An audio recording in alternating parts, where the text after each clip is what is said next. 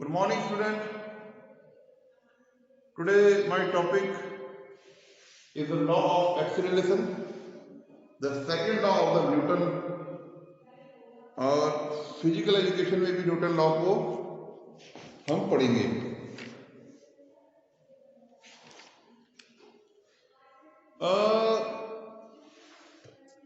What is the law of the acceleration? Newton second law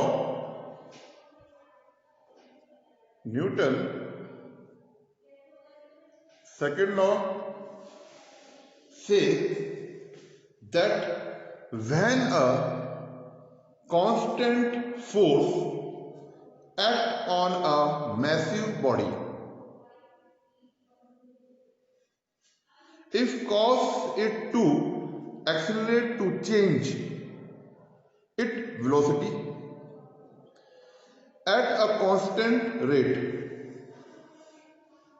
In the simplest case, a force applied to an object arrests cause it to accelerate.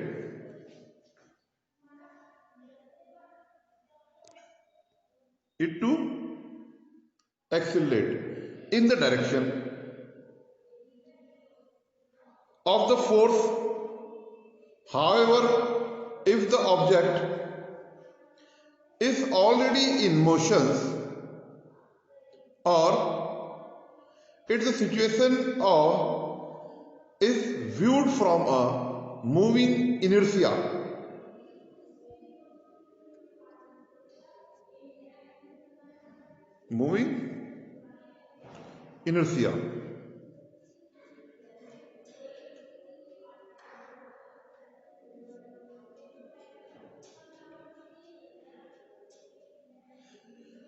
inertia reference frame, that the body might appear to speed up, slow down, or changes direction depending on the direction of the force and the direction depending on the direction of the force and the direction that the object and reference frame are moving relative to the each others.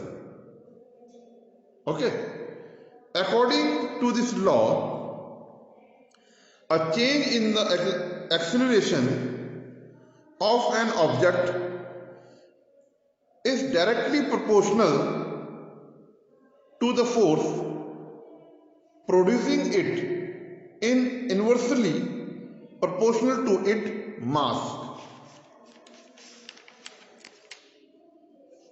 क्या है इसका मतलब? कहने का मतलब ये है, जो तात्पर्य है हमारा, किसी ऑब्जेक्ट के एक्सीलरेशन में परिवर्तन, एक्सीलरेशन स्पीड को कम करना, ज्यादा करना, एक्सीलरेशन में परिवर्तन, इसके द्वारा जो फोर्स, इसके द्वारा उत्पन्न जो फोर्स है के प्रत्यक्ष रूप से प्रोपोर्शनल तथा इसकी मैस से विपरीत क्रम में प्रोपोर्शनल होता है. समझा? नहीं समझा? अभी समझाएंगे दोबारा. वंस अगेन, किसी ऑब्जेक्ट के एक्सीलरेशन में परिवर्तन, कोई ऑब्जेक्ट है उसके एक्सीलरेशन परिवर्तन, इसके द्वारा उत्पन्न फोर्स के प्रत्यक्ष रूप से प्रोपोर्शनल तथा इसकी मास से विपरीत क्रम में समानुपातिक होता है, प्रोपोर्शनल होता है. कैसे?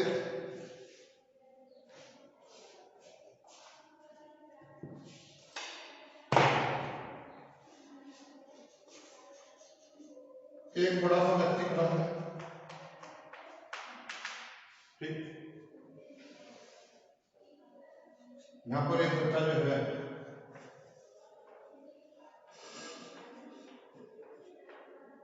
साइकिल लेके आ रहा है, साइकिल, इसकी क्या स्पीड है, ठीक, जब ये इसके हम टक्कर, हमने इस पे फोर्स अप्लाई किया, हमने गाड़ी लेके आया, इसकी स्पीड है 10 kilometer upon hour, 10 kilometer hour. हमने इसकी स्पीड से इसको टक्कर मारी, इसको कुछ होगा नहीं होगा, ठीक, ओके। यहीं पर ही अगर हम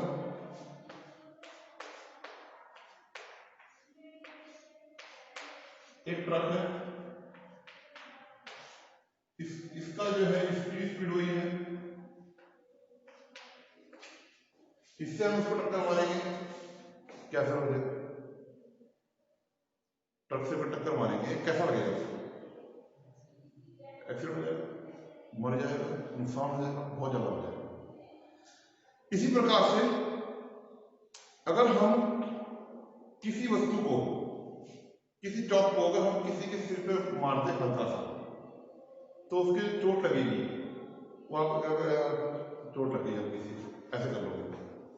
अगर हम बुलेट, उसका भी वेट वही है, उसका ही मास वही है, उसका ही फोर्स उतना ही है, लेकिन हम बुलेट से अगर बंदूक से गोली चलाएंगे तो क्या होगा, उसकी हाथ मारोगे पीछे निकल जाएगी। तो वही जो एक्सीलरेशन का जो एक्सीलरेशन है, speed,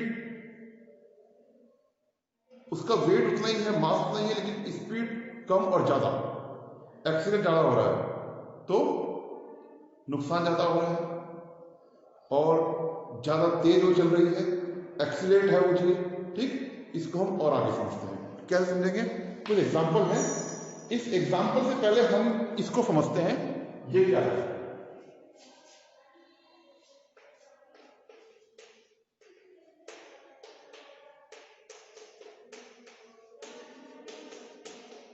What is this? Acceleration. Acceleration को हम किससे दिखाएंगे,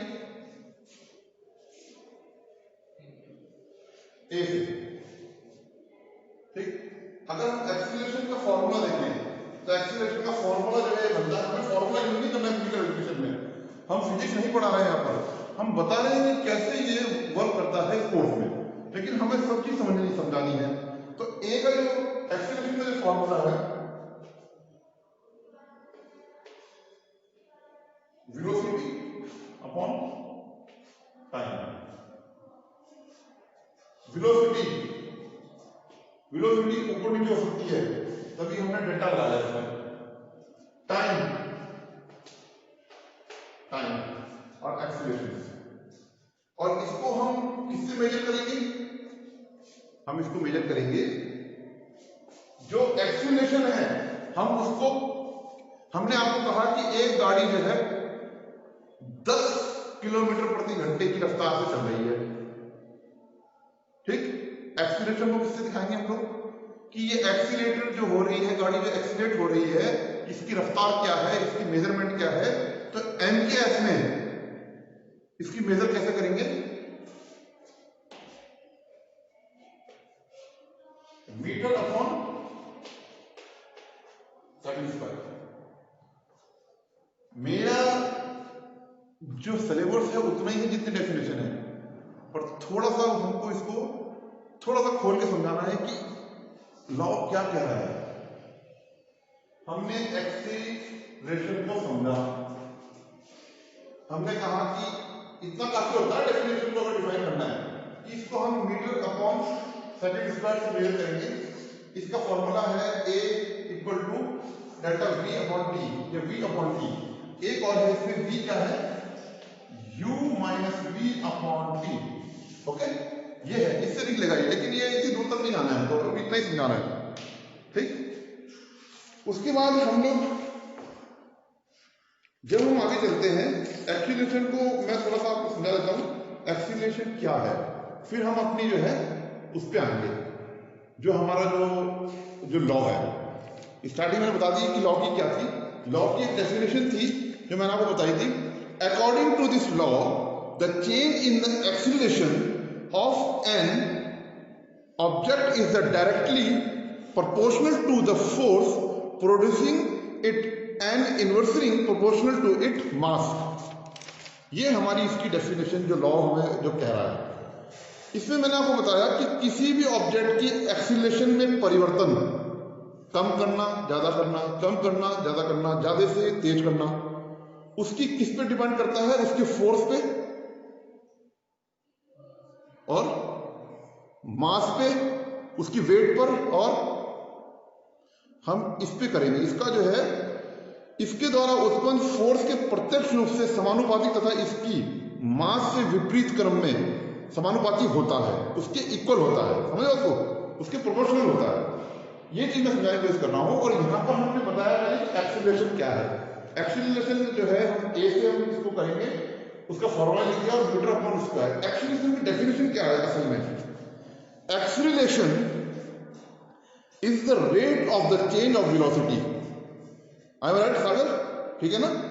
हाँ, the acceleration is the rate of the change of velocity. Usually acceleration mean the speed is the changing, but not always. When an object move in the circular path at the constant speed, it is the still accelerating because the direction of its velocity is changing. ये definition है इसकी। इसको हम हिंदी समझते हैं। क्या बस बताया, जब किसी गतिशील वस्तु के वेलोसिटी में निरंतर वृद्धि होती है तो हम कहते हैं कि वस्तु एक्सीलरेशन मोशन में है। ठीक, समझ में आ गया? जब किसी गतिशील वस्तु के वेलोसिटी में निरंतर वृद्धि होती है, सपोज कि हमारी स्कूटी जो है 10 किलोमीटर प्रति आवर की स्पीड से चल रही है, थोड़ी देर में और तेज हो गई, फिर 70 की चल गई, तो निरंतर वृद्धि होती है तो हम कहते हैं कि वस्तु एक्सीलरेशन मोशन में है। दूसरा, यदि यह वृद्धि समान दर से हो रही है, इक्वल प्रोपोर्शनल के हिसाब से हो रही है, प्रोपोर्शनल की इक्वल रेशियो के हिसाब से हो रही है, तो जो वेलोसिटी है वो यूनिफॉर्मली एक्सीलरेटेड मोशन में होगी, एक समान दर से होगी। जैसे यदि हम किसी भी समान दर से हम किसी गाड़ी को चला रहे हैं, किसी भी नॉर्मल उस वे में चला रहे हैं, तो हम उसे कहेंगे यूनिफॉर्मली एक्सीलरेशन मोशन। ठीक, एग्जाम्पल क्या है, इसका एग्जाम्पल दे देते हैं।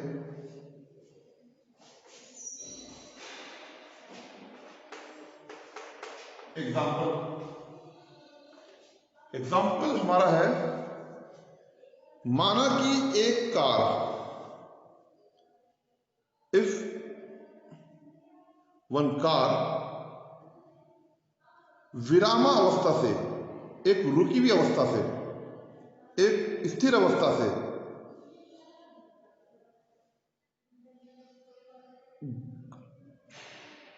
एक स्टार्टिंग जो है initial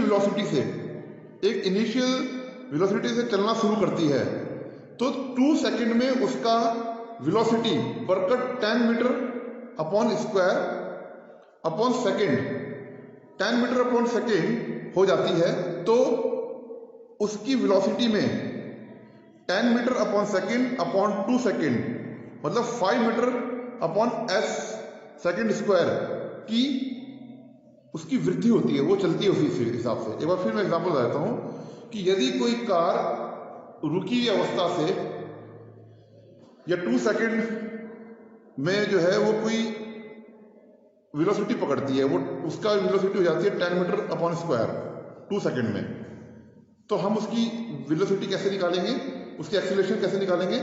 10 metre upon second upon 2 second equal to 5 metre upon second square. तो हम कहेंगे कि उसमें जो एक्सीलरेशन है वो 5 मीटर अपॉन सेकेंड स्क्वायर के हिसाब से हुआ है। ठीक है, इसी तरीके से अतः हम ये कहेंगे कि किसी गतिशील वस्तु में, कोई गतिशील वस्तु है, उसमें एकांक समय में, एक समय में अगर वेग में परिवर्तन को एक्सीलरेशन कहते हैं। मतलब अगर कोई गतिशील वस्तु है उसमें कुछ ही सेकंड में या कुछ ही समय में अगर उसमें जो है उसकी स्पीड बढ़ जाती है तो हम उसको एक्सीलरेशन के रूप में कहेंगे। ठीक है,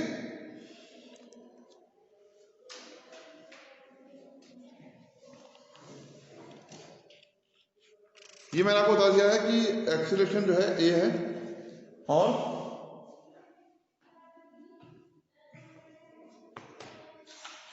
एक्सीलरेशन ए है और उसका जो है हम इसको मेजर करते हैं मीटर अपॉन स्क्वायर। और इससे हमने आपको एग्जांपल दिया था कि 10 मीटर अपॉन सेकंड स्क्वायर से अगर कोई गाड़ी चल रही है तो उसका रेट ऑफ चेंज जो है एक्सीलरेशन है वो हम कैसे निकालेंगे 2 सेकंड और ये आएगा 5 मीटर अपॉन सेकंड स्क्वायर। ठीक, इसका ये एक्सीलरेट हो रही है इस वेग इस वेलोसिटी से। ठीक है, नेक्स्ट अब इसमें लॉ क्या कर रहा है। अब ये एक्सीलरेशन आपको बता दिया, अब लॉ ऑफ एक्सीलरेशन क्या है स्टार्टिंग मैंने बताया था लेकिन थोड़ा सा और डिफाइन कर लेते हैं।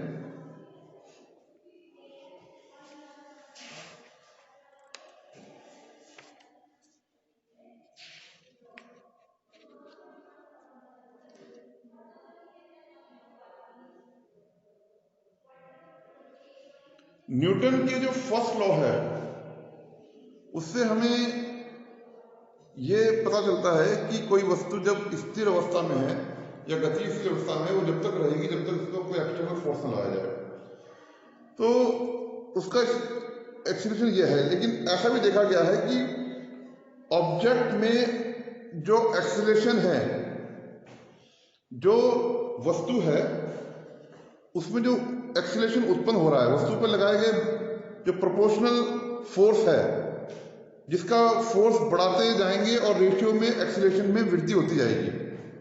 ठीक है, कहने मतलब यह है कि अगर हम एक्सीलरेशन में अगर हम किसी वस्तु पर कोई फोर्स लगाएंगे उसमें जितना फोर्स लगाते जाएंगे उसकी एक्सीलरेशन उतनी बढ़ती जाएगी। बस यही समझने वाली बात है।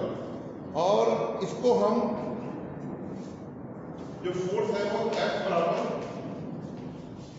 m है। m क्या है वो उसका वेट है और एक्सीलरेशन है। तो ये फॉर्मूला जो है लॉ का सेकंड लॉ है उसमें ये काम करेगा। ठीक है, अब हम आगे चलते हैं कि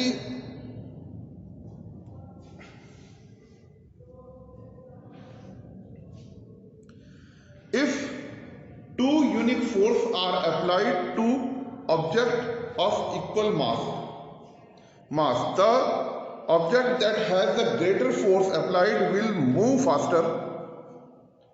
Conversely, if two equal forces are applied to object of different mass, the lighter mass will be travel at a faster speed. ये आपकी बुक में है लॉ ऑफ सेकंड में। देखिए तो एग्जांपल है, दो वस्तुएं जो दो ऑब्जेक्ट हैं, दो ऑब्जेक्ट पर लगाई जाती हैं।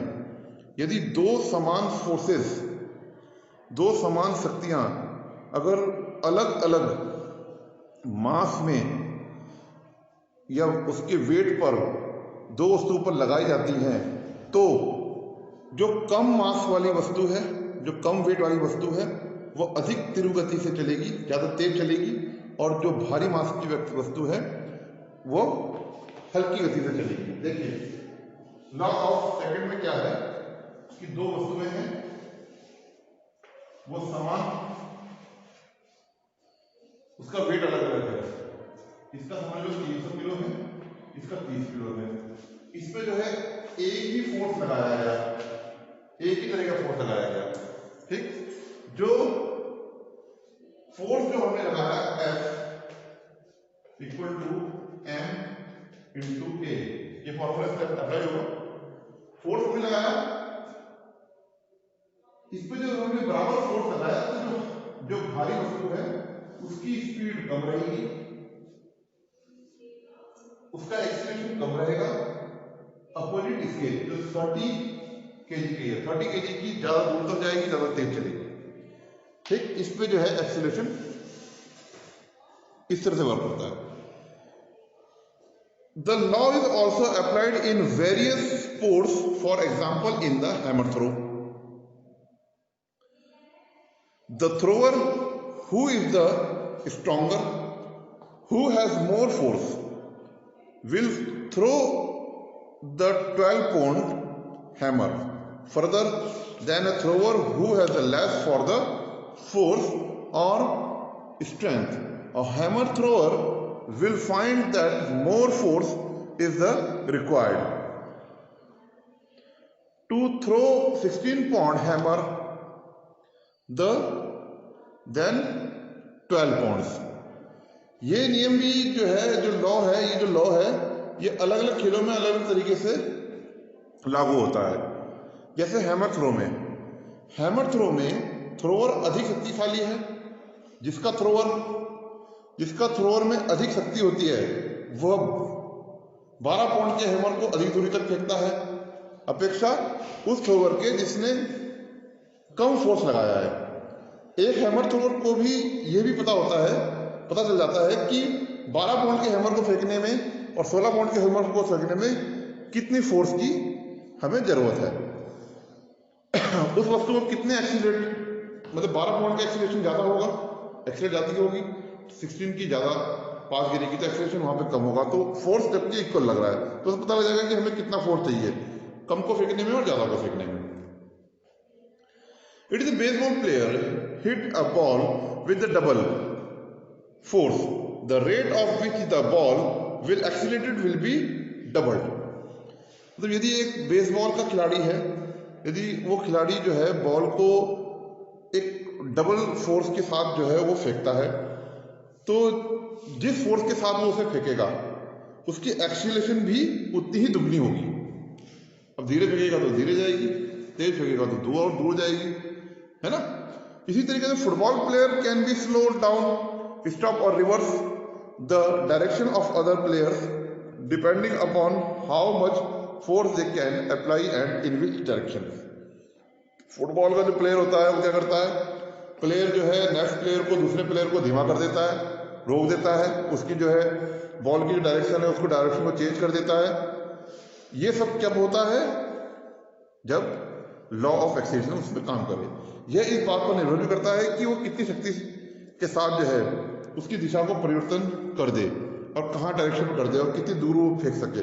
वो उसकी प्लेयर पे, उसकी फोर्स पर और उसको बॉल को किस तरीके से वो एक्सीलरेट कर सके वो उस पर डिपेंड करता है, प्लेयर पर। Following are some example of Newton second law of motion. If you use the, कुछ एग्जाम्पल है न्यूटन लॉ के जो न्यूटन के सेकंड लॉ पे काम करते हैं। एग्जाम्पल भी मैं आपको बता देता हूं। एग्जाम्पल क्या है, if you use the same force to push a truck and car, the car will have more acceleration then the truck because the car has less mass. Mass माने द्रव्यमान, उसका वेट, समझो। मास माने M A double math को M से करते हैं हम, एम से दिखाते हैं, उसका मतलब उसका वेट। जैसे कि सपोज ये कहने लगे कि मैं हूं तो हमारा मास कितना है, जो हमारा वेट और बॉडी का जो स्ट्रक्चर है उसके डिपेंड करता है। नंबर 2 एग्जाम्पल, इफ इज ये जो एग्जाम्पल है ये लॉ ऑफ एक्सीलरेशन पर है, जो सेकंड लॉ है। If is easier to push an empty shopping cart then a full one, because the full shopping cart has more mass than the empty one. This means that more force is required to push the shopping cart. ठीक, this is a second example. Third example related to the acceleration, law of acceleration. Third example है, when a person kick a ball, the person exert force in a specific direction that is the direction in which a will travel. In addition to this, the stronger the ball is kicked, the strength the force will be put on it, one of the further way it will travel. The third example of the law of acceleration. Number 4 example of acceleration. Suppose 2 people are walking, and among the 2 people, if one is heavier than the other, then the one weighing heavier will walk slower because the acceleration of the person weighting lighter is the greater. Number 5 example, law of acceleration का, when riding a bicycle, the bicycle acts as a mass and our leg muscle pushing on the pedal of the bicycle is the force. ठीक है, सागर कुछ explain कर पाओगे इसके बारे में? ये लास्ट वाला मैंने बताया, कि when the riding a bicycle, the bicycle act a mass and our leg muscles pushing on the pedal of the bicycle is the force. ठीक, थोड़ा बताओ इसको, जो क्या समझ में आया ये?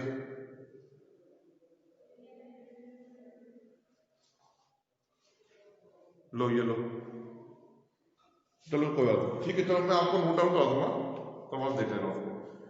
So today the topic is related to the law of motions, और आप लोग जो है इसको तैयार भी कर लें, लॉ ऑफ मोशंस को, जो आपको भी थोड़ा बहुत जो आपको जानकारी थी, लॉ ऑफ एक्सीलरेशन थोड़ा बहुत जो बताया, थोड़ा तो समझ में आया है, और ज़्यादा 70% आया था, कुछ चीज़ें नहीं आ पाती है, सर ने ही बताया, बीच में कुछ थोड़ा बुक में पढ़ करके आप लोगों को समझ पाएंगे.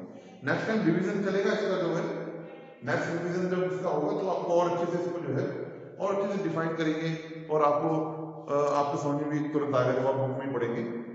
तो today the topic is complete the law of acceleration.